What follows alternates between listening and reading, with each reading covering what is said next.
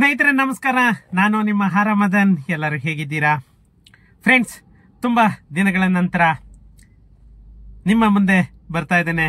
ಯಾಕಂತ ಅಂದ್ರೆ ಸ್ವಲ್ಪ ಬ್ಯುಸಿ ಶೆಡ್ಯೂಲ್ ಒಂದು ಕಡೆಗೆ, ಮತ್ತೆ ಸ್ವಲ್ಪ ಹೆಲ್ತ್ ಪ್ರಾಬ್ಲಮ್ ಆಗಿದ್ರಿಂದ ಸ್ವಲ್ಪ ವಿಡಿಯೋಸ್ ಮಾಡೋದು ಕಡಿಮೆ ಆಯಿತು. ಫ್ರೆಂಡ್ಸ್, ಇವತ್ತು ಒಂದು ಮುಖ್ಯವಾದ ವಿಷಯದ ಬಗ್ಗೆ ಮಾತಾಡೋಣ ಅಂತ ಹೇಳ್ಬಿಟ್ಟು ಈ ವಿಡಿಯೋ ಮಾಡ್ತಾ ಇದ್ದೇನೆ. ಅದಕ್ಕಿಂತ ಮುಂಚೆ ಇನ್ನು ನನ್ನ ಚಾನೆಲ್ ಅನ್ನ ಯಾರೆಲ್ಲ ಸಬ್ಸ್ಕ್ರೈಬ್ ಮಾಡ್ಕೊಳ್ಳಿಲ್ಲ, ಪ್ಲೀಸ್ ಸಬ್ಸ್ಕ್ರೈಬ್ ಮಾಡ್ಕೊಳ್ಳಿ. ಹಾಗೇನೆ ನನ್ನ ವಿಡಿಯೋಸ್ ಅನ್ನ ಶೇರ್ ಮಾಡೋ ಮುಖಾಂತರ ನನಗೆ ಸಪೋರ್ಟ್ ಮಾಡಿ ಅಂತ ಹೇಳ್ತಾ ಟೈಮ್ ವೇಸ್ಟ್ ಮಾಡೋದು ಬೇಡ, ನಾವು ವಿಡಿಯೋಗೆ ಎಂಟರ್ ಆಗೋಣ. ಫ್ರೆಂಡ್ಸ್, ನಮ್ಮ ಕರ್ನಾಟಕ ಸರ್ಕಾರ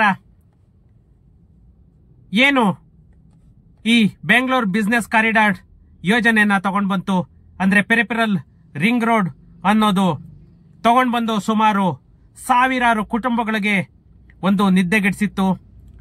ಅದೇ ರೀತಿಯಲ್ಲಿ ಅದಕ್ಕೆ ಸುಮಾರು ಅಡೆತಡೆಗಳು ಕೂಡ ಬಂತು. ಆದ್ರೂ ಕೂಡ ಏನನ್ನು ಲೆಕ್ಕಿಸದೆ ಬಿಡಿಎ ಅಧಿಕಾರಿಗಳು ಮುನ್ನುಗ್ತಾನೆ ಇದ್ದಾರೆ. ಎಲ್ಲರ ಜೊತೆ ಸಂಧಾನ ಸಭೆಗಳನ್ನ ಮಾಡ್ತಾ ಇದ್ದಾರೆ, ರೈತರನ್ನ ಮನವೊಲಿಸೋದಕ್ಕೆ ಪ್ರಯತ್ನ ಮಾಡ್ತಾ ಇದ್ದಾರೆ. ಆದರೆ ರೈತರು ಹ್ಯಾಪಿ, ಈ ಕಡೆಗೆ ಬಿಡಿಎ ಕರ್ನಾಟಕ ಸರ್ಕಾರನು ಹ್ಯಾಪಿ.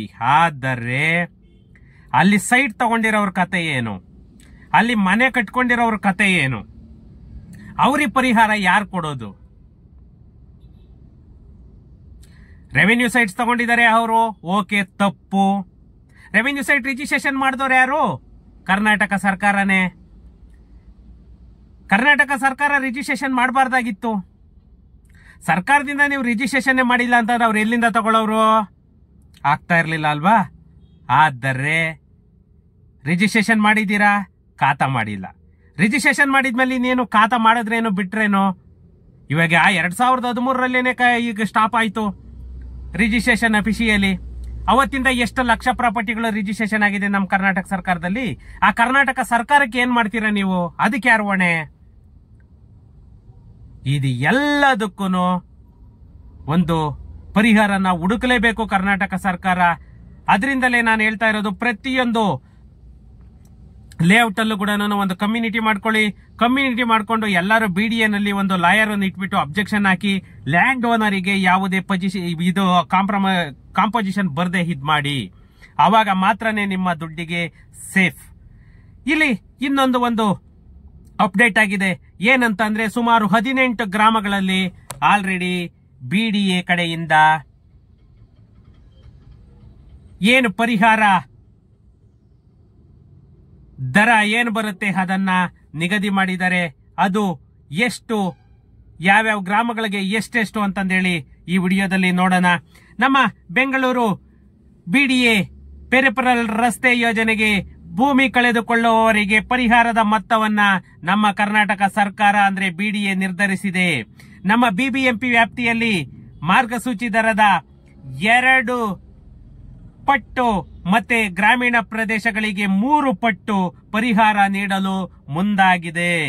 ಆದರೆ ರೈತರು ಬಿಡಿಎ ನಿಗದಿಪಡಿಸಿರುವ ದರ ಕಡಿಮೆ ಎಂದು ಅಸಮಾಧಾನ ವ್ಯಕ್ತಪಡಿಸ್ತಾ ಇದ್ದಾರೆ. ಮಾರುಕಟ್ಟೆ ದರಕ್ಕಿಂತಲೂ ಕಡಿಮೆ ಪರಿಹಾರ ನೀಡುತ್ತಿದ್ದಾರೆ ಅಂತಂದೇಳ್ಬಿಟ್ಟು ಸಾರ್ವಜನಿಕರು ಆರೋಪವನ್ನು ಕೂಡ ಮಾಡ್ತಾ ಇದ್ದಾರೆ. ಹಾಗಾದ್ರೆ ಈ ಬಿಡಿಎ ಏನು ಪೆರಿಫೆರಲ್ ರಿಂಗ್ ರೋಡ್ ಯೋಜನೆಗೆ ಭೂಮಿ ಕಳ್ಕೊಳ್ತಾ ಇರೋರಿಗೆ ಪರಿಹಾರ ಎಷ್ಟು, ಮತ್ತೆ ಬಿಬಿಎಂಪಿ ವ್ಯಾಪ್ತಿಯಲ್ಲಿನ ಜಮೀನುಗಳಿಗೆ 2ರಷ್ಟು ಮತ್ತೆ ಗ್ರಾಮೀಣ ಪ್ರದೇಶದಲ್ಲಿ ಕಳೆದುಕೊಳ್ಳುವವರಿಗೆ 3 ಪಟ್ಟು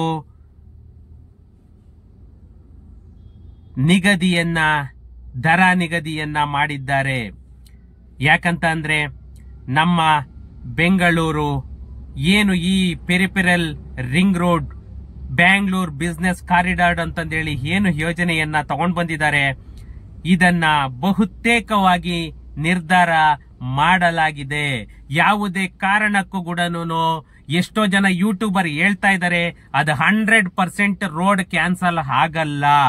ಇವಾಗ ಏನಿದ್ರು ಕೂಡ ಆ ಪರಿಹಾರ ಮೊತ್ತಕ್ಕಾಗಿ, ಪರಿಹಾರ ದರ ನಿಗದಿಗಾಗಿ ಎಲ್ಲರೂ ಒದ್ದಾಡ್ತಾ ಇರೋದು. ಅಷ್ಟು ಬಿಟ್ರೆ ಬೇರೆ ಏನು ಇಲ್ಲ.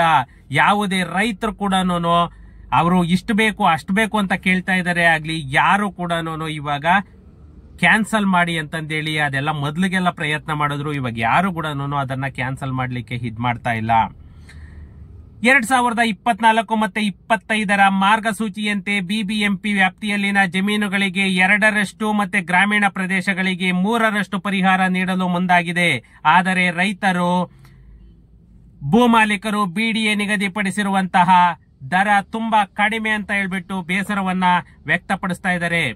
ಈ ನಮ್ಮ ಪೆರಿಫೆರಲ್ ರಿಂಗ್ ರೋಡ್, ಈ ಬೆಂಗಳೂರು ಟ್ರಾಫಿಕ್ ಜಾಮ್ ಏನಿದೆ ಅದನ್ನ ಕಡಿಮೆ ಮಾಡಬೇಕು ಅಂತ ಹೇಳ್ಬಿಟ್ಟು ಈ 10 ಪಥದ ರಸ್ತೆಯನ್ನ ನಿರ್ಮಾಣ ಮಾಡಲಾಗ್ತಾ ಇದೆ. ಈ ರಸ್ತೆ ಸುಮಾರು ತುಮಕೂರು ರಸ್ತೆ, ಹೊಸೂರು ರಸ್ತೆಯನ್ನ ಸಂಪರ್ಕ ಮಾಡುತ್ತೆ. ಅಂದ್ರೆ ತುಮಕೂರು ರಸ್ತೆಯಿಂದ ನಿಮ್ಗೆ ಮಾಗಡಿ ರೋಡು, ಮೈಸೂರು ರೋಡು, ಆ ಕಡೆ Bannerghatta road, Kanakapura road, Hosur road, ಈ ಕಡೆಗೆ ನಿಮ್ಗೆ ಹೊಸೂರು ರೋಡು, ಬಳ್ಳಾರಿ ರೋಡು ಮತ್ತೆ ತುಮಕೂರು ರೋಡ್, ಹಿಂಗೆ ಇಡೀ ಫುಲ್ ಸಿಟಿಯನ್ನ ಇದು ಕವರ್ ಮಾಡ್ತಾ ಇದೆ.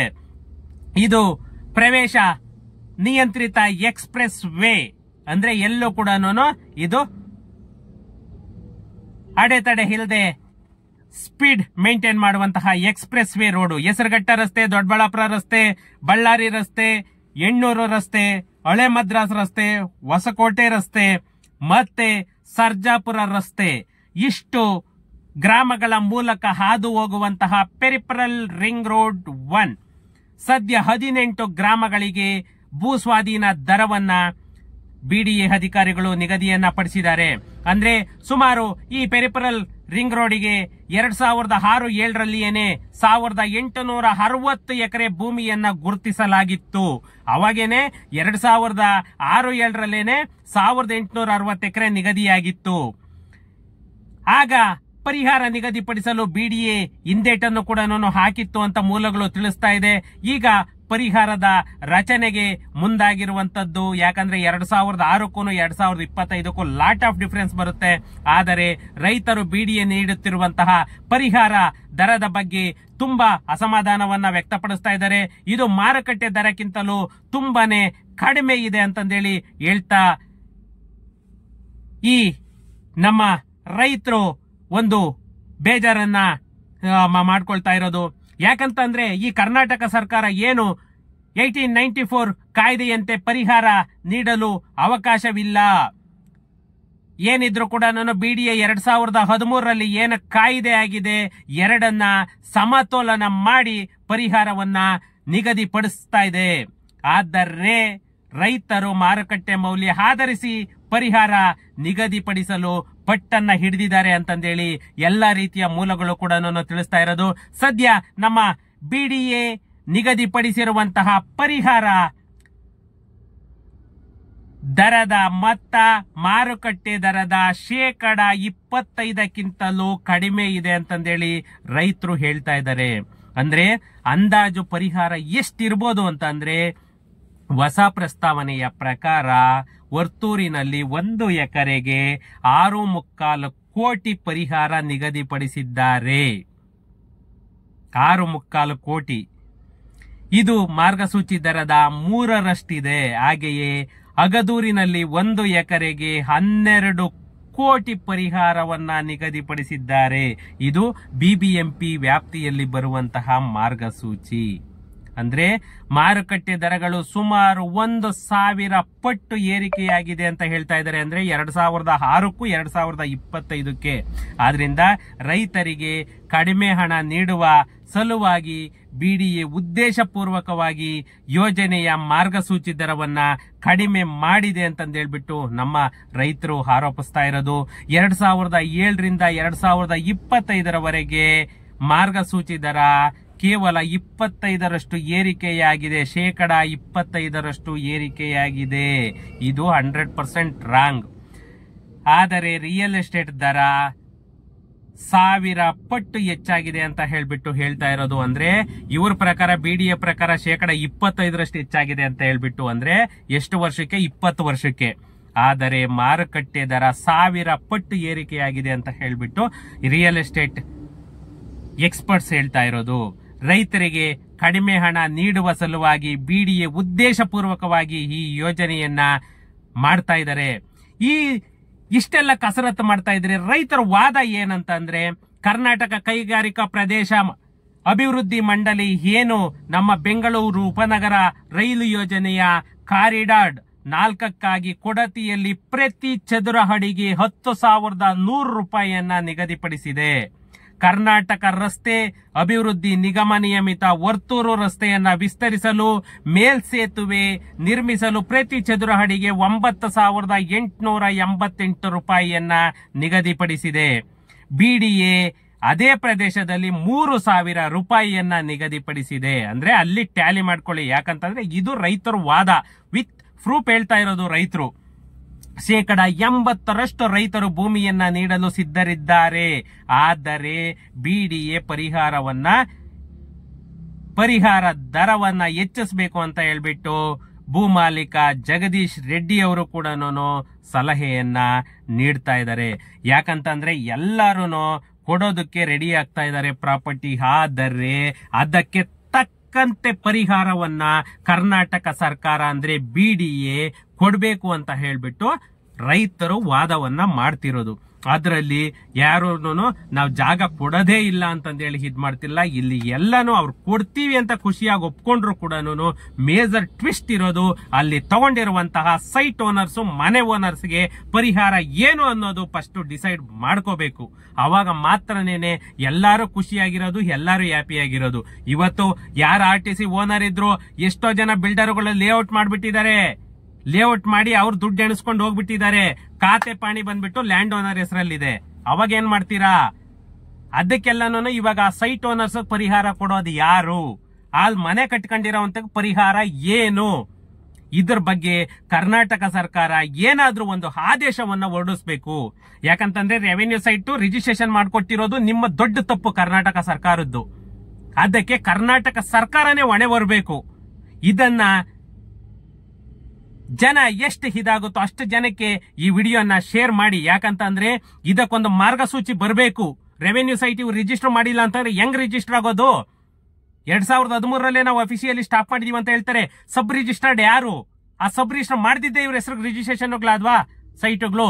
ಆದ್ರಿಂದ ಈ ಪೆರಿಫರಲ್ ರಿಂಗ್ ರೋಡ್ ಆಗ್ಬೋದು, ಬಿಡಿಎ ಲೇಔಟ್ಸ್ ಆಗ್ಬೋದು, ಯಾವುದೇ ರೆವೆನ್ಯೂ ಸೈಟ್ ಹೋಗ್ತಾ ಇದ್ರು ಕೂಡ ಅದಕ್ಕೆ ಪರಿಹಾರವನ್ನ ಯಾರ ಹೆಸರು ಡೀಡ್ ಆಗಿದೆ ಅವ್ರ ಹೆಸರಿಗೆ ಪರಿಹಾರ ಬರೋ ತರ ಒಂದು ಮಾರ್ಗಸೂಚಿಯನ್ನ ಕರ್ನಾಟಕ ಸರ್ಕಾರ ಹೊರಡಿಸಬೇಕು.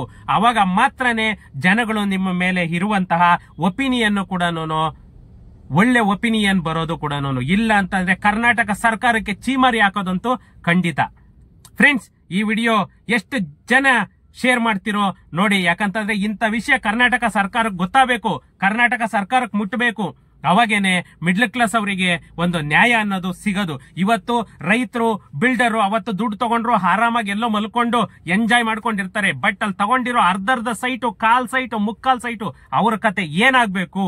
ಅದ್ರ ಬಗ್ಗೆ ಕರ್ನಾಟಕ ಸರ್ಕಾರ ಒಂದು ಆದೇಶವನ್ನ, ಒಂದು ಮಾರ್ಗಸೂಚಿಯನ್ನ ಹೊರಡಿಸಬೇಕು ಅಂತ ಹೇಳ್ಬಿಟ್ಟು ನಾನು ಸರ್ಕಾರದ ಹತ್ರ ಕೂಡ ರಿಕ್ವೆಸ್ಟ್ ಮಾಡ್ಕೊಳ್ತಾ ಇರೋದು. ನೋಡೋಣ, ಅದು ಆದರೆ ಒಂದು ಪ್ರಪೋಸಲ್ ಕೂಡ ಇಡೋದಕ್ಕೆ ನಾನು ಟ್ರೈ ಮಾಡ್ತೇನೆ.